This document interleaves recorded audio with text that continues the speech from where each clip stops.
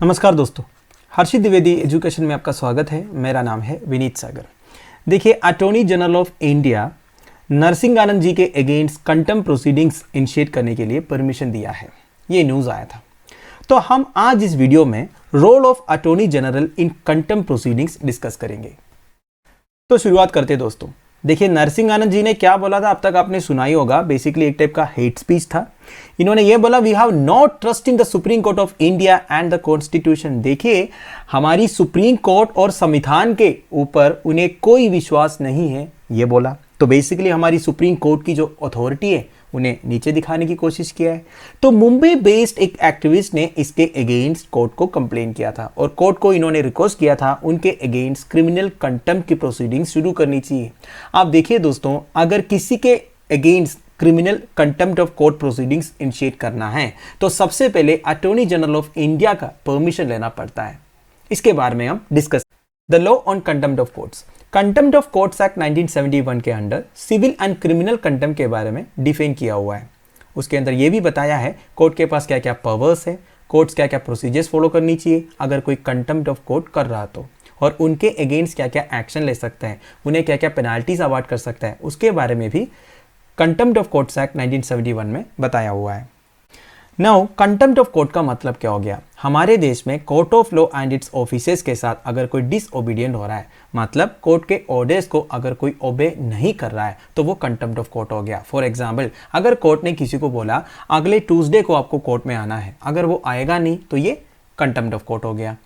और एक एग्जाम्पल, अगर कोर्ट ने किसी को बोला आपको 5,000 फाइन भरना है कोई ऑफेंस के लिए, अगर वो फाइन भरेगा नहीं तो ये भी कंटेम्प्ट ऑफ कोर्ट हो गया। दूसरा है disrespectful toward a court of law and its officers. देखिए, court of law and its officers के साथ हमेशा रेस्पेक्ट से डील करना है, डिसरेस्पेक्टफुल नहीं होना है।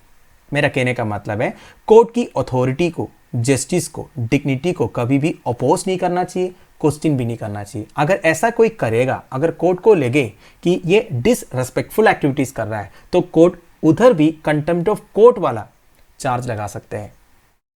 Now the most important point is attorney generals concern mandatory for all contempt of court cases?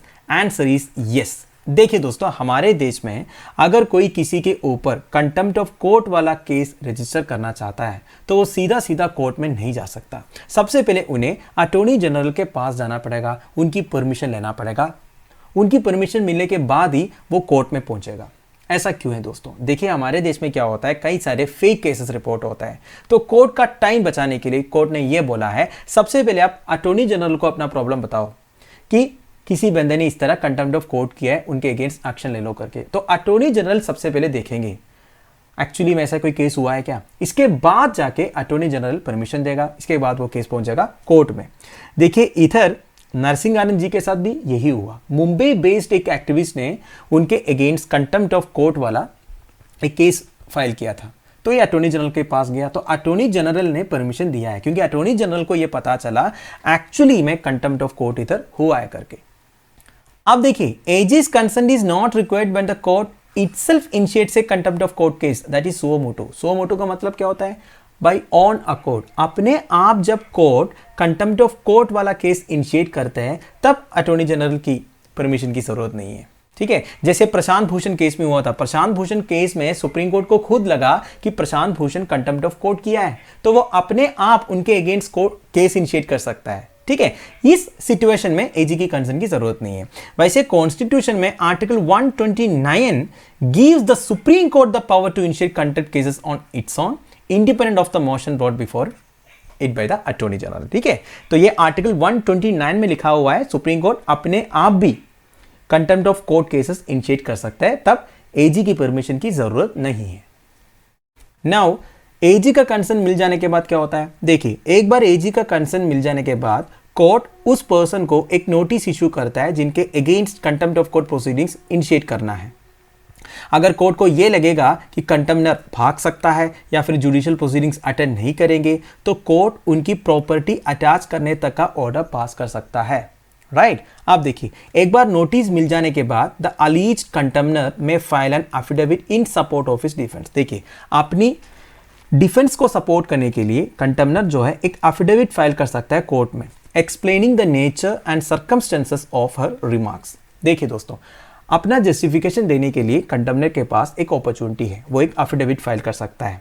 अगर उन्होंने एफिडेविट फाइल किया, then the case has to be heard at least by 2 जज bench which will take into account any evidence available. ठीक है, affidavit file करने के बाद case चला जाएगा एक 2 जज बेंच के पास, वो पूरा केस पढ़ेंगे, फिर ट्रायल होगा, इसके बाद वो देखेंगे कुछ एविडेंस अवेलेबल है क्या नहीं, इसके बाद अप्रोप्रिएट ऑर्डर्स पास करते हैं।